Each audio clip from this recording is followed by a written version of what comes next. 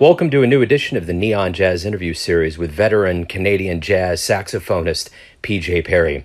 He took time to discuss his latest 2019 CD, This Quiet Room.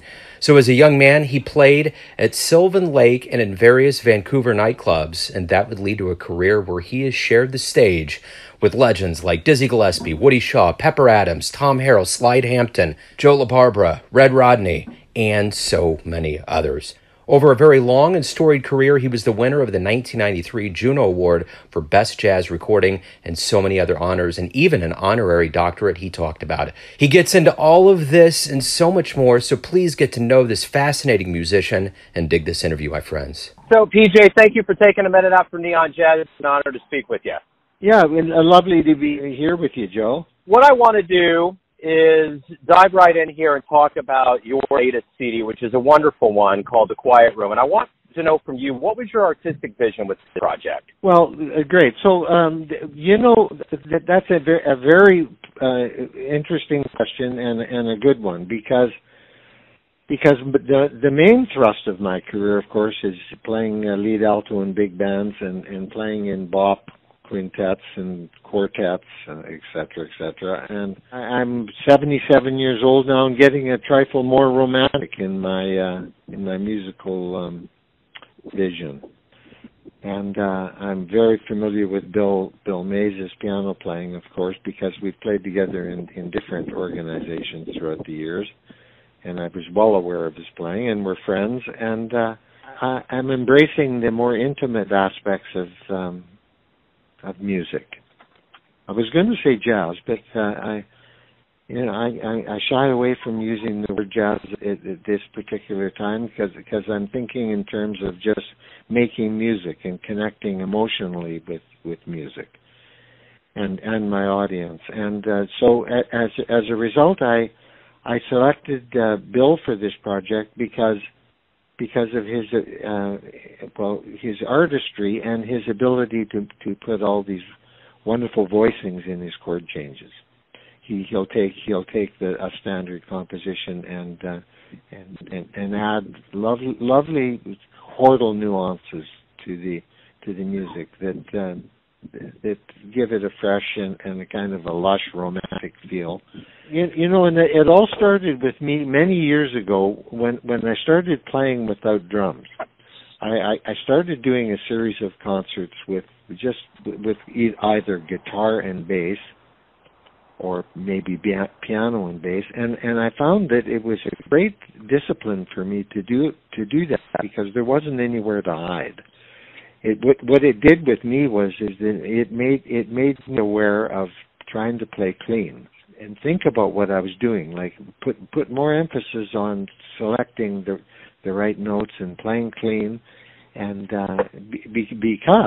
because of the fact that there wasn't the drums in terms of volume, all of a sudden I found that I was having to pay far more attention to playing the saxophone cleanly. And interestingly enough, I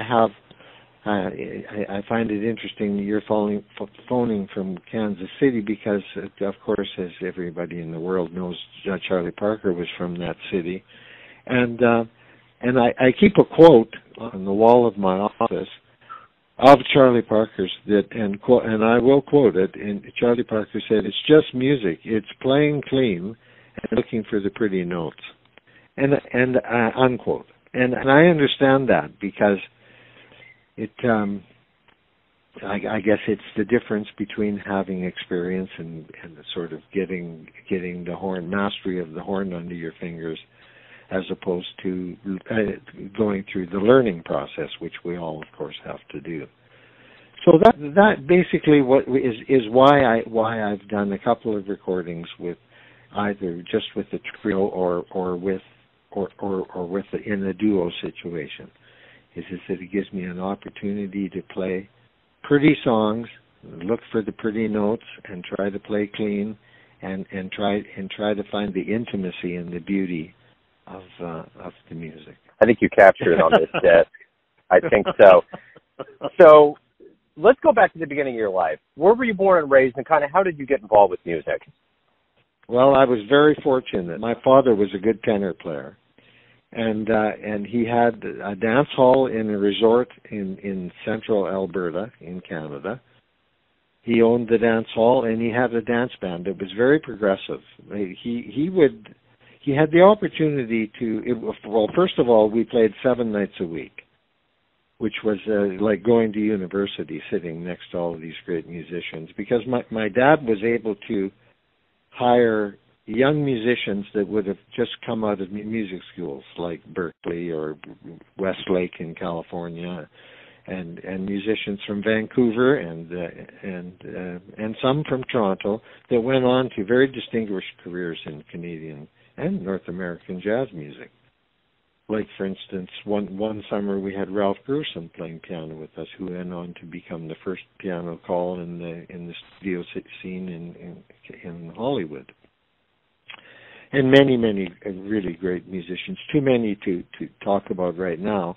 But so my dad had a dance band, like I say, that played 7 nights a week all summer long. So when I was 14 years old, he gave me the baritone chair, and I was sitting next to my uncle, who played lead alto, and my father was playing tenor, and we would have a really good rhythm section, and we played all the standard material, all the dance band material, plus a little bit of R&B, and the dance hall, of course, would be vacant and empty during the day, and the band cabin was next door, so there were jam sessions practically every day, and during the afternoons, and so that was where I first heard jazz music, and every once in a while a good band would come through town from Kansas City or from St. Louis, and would play occasionally at the dance hall as well, and sometimes stay with my mom and dad, and they would sometimes have a portable record player with the latest Clifford Brown records or the Jazz Messenger recordings, and I was exposed to Sonny Rollins and Clifford Brown and Charlie Parker and all of that music at a very young age, and for some reason I heard the beauty of it and decided at that point in time, very young in my life, that was what I wanted to do, because it resounded with me emotionally. That was why I was so lucky, is I had an opportunity that doesn't seem to exist anymore. So is being on the stage just kind of a natural extension of who you are? Has it always been a comfortable place for you? No. Quite the opposite. I've had to deal with nerves and fears and all kinds of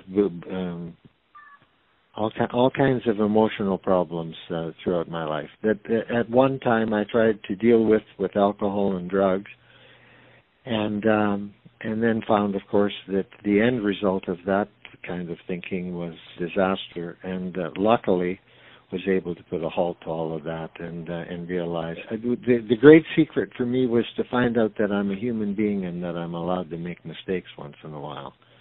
And with that kind of knowledge and with all of the experience that I've had through the years, now when I go on stage, I feel comfortable and in control. It was a long process, Joe. Yeah, absolutely. So you have had the fortunate chance to be with the likes of Dizzy Gillespie, Woody Shaw, Kenny Wheeler, Tom Harrell, Clyde Hampton, the list goes on. What did you learn from them about being a musician? I mean, when you're around that, at least by osmosis, if not more, you have to soak up so much. Well, I suppose that's true. I found like minds in the sense that they knew the value and the beauty of what we were doing. In other words, they also dedicated their lives to trying to perfect their art. That's always good to know that what you're doing is important and shared by other people. You know, in the jazz world, the audience is such a minority that sometimes it would be easy to lose track and perhaps find a way of diluting the importance of jazz music. And when I associated with those people, and heard first of all, was able to see and hear the work that they put into their art. It just gave me a little more comfort about basically the difficulty of trying to maintain a jazz career. So I've always wondered, in 2007 you got an honorary doctorate. What's that like after living your life and dedicating your life to what you love to get something that big bestowed on you? How did it feel? It was an incredible excitement, and one of those deep appreciations that it's a good question, Joe, because there's very little honor amongst very little feedback, at least in the first stages of a jazz career, and to have received that was very heartfelt and very warm. And what made it even sweeter was that without my knowledge, there was a big band of my friends sitting in the pit under the stage the day that I received the honor. And when I walked out on the stage in the gown and in all of the paraphernalia, and I walked out, all of a sudden this big band started playing, and I looked down and there were all my friends smiling and playing a jazz piece in my honor down in the pit. So it was like one of those delicious days that I will always remember. So the beauty about our education is either people that are listeners and lovers of the craft like me, or practitioners like you, is that you get to see live shows, and that makes a really big impact on you. What was one of the first live jazz shows you witnessed that just was like, wow, it blew away? Well, I was very lucky. I was around as a very young person during the time that Jazz at the Philharmonic, Norman Granz's tour, was touring the country. So my father took me to hear Lester Young and Ella Fitzgerald, who I later, by the way, got to play in the same club with later in my career. But I was able to hear a Jazz at the Philharmonic concert that, needless to say, was very profound and something that I will always remember. And I also got in high school that the famous Mexican trumpet player. He wasn't a jazz player, and his name is escaping me. But this wonderful jazz musician, wonderful trumpet player, came through my high school and played all by himself on the stage, and that also touched me. He played so beautifully. Rafael Mendez. Okay. I heard Wonderful. Rafael Mendez as a kid. That was very instrumental in my life. So after all of these years of being a performer, being on many stages in many areas of the world, what has been the most satisfying thing about being a musician, about dedicating your life to this music that you love? Well, that's easy. It's the knowledge that I stuck by my guns, that I maintained my knowledge and belief that what I was doing was valid. And so I had many opportunities to have done different things in my life, different things musically, and of course had to do some in order to survive, like playing in big bands, maybe doing a television show or a talk show or things like that, where I could pay the bills. But mainly the fact that I've always known the value and the beauty of jazz music, that it hasn't diminished one iota through the years. I still listen to Charlie Parker's music. I hear something different every time I hear it, and every time I hear it, I say, "My God, what a raving genius!" And how beautiful that soul must have been. And the same with many other musicians. And so it's the knowledge that I have involved my life with something extremely valuable and extremely beautiful. And I can take that to my grave and with a smile on my face. Let's say tonight you have a vivid dream and you run into yourself 40 years younger, and you have the chance to give your younger self advice. What are you going to tell your younger self? Well, I can't help but just say the old cliched, corny old, follow your dreams, follow your beliefs, stick to your guns. Always try to do the best that you can with what you're doing, Don't settle for second best. Always strive, and know that someday that the work will pay off in some way or another. Nothing.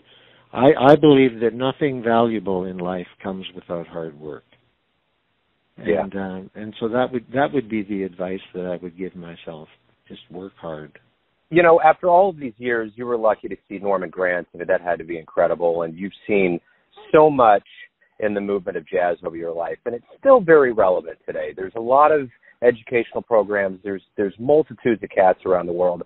Why is jazz relevant? Why will jazz continue to stay relevant in our world? Well, that also is, I think, fairly easy to explain, and the answer is that it encompasses all of the great things in music. It has so much variety and is so eclectic that it never gets boring. In order to play jazz at a high level requires extremely beautiful tone production. It requires technique. It requires phrasing. It requires emotion. It requires fire. It requires all of the disciplines of any form of music, all combined into one. And so I consider it to be an extremely high art form, and not to disparage other types of music. I mean, classical music has a beauty of its own, of course.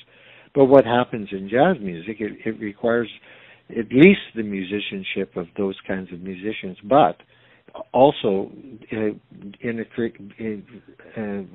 displaying creativity and improvisation at the same time. So that when you hear a really accomplished jazz band on a good night, it's the highest form of music that one can ever hear, as far as I'm concerned. I agree. So everything's going to come down to this. Everyone has a version or interpretation of who they think you are. Your family, your friends, your fans, but you know yourself best. Who do you think you are? I don't think that I'm extremely talented. I have lots of friends that are way more talented than I am. But I think that I have perhaps a greater love of the music than most. And as a result, I think I've just been able to stay at it all this time and work really hard and accomplish what I wanted to do, not necessarily through raw talent, but through love and through hard work. So that's who I am. That's someone who just, I guess, cared so much and loved the music so much that I just continued working at it and would go home after a frustrating bad night of music and feeling like crap over having screwed up and not played well and feeling emotionally drained, and then getting up the next day and taking the horn out of the case and getting at it again the next day. So it hasn't been easy, but I think the love and the care has sustained me through all of those dark times. That's a great answer. This has been a great, revealing talk, PJ. Thank you for opening up about your world of music, your insights, and for all of the great music you've given the world. I appreciate it. I'm grateful for the opportunity. Thank you, Joe.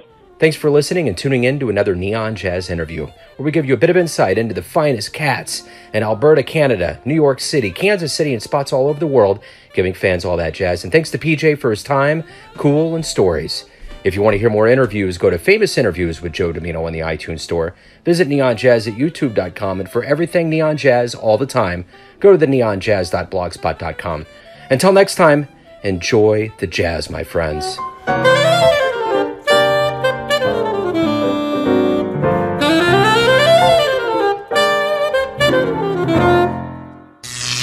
Neon Jazz.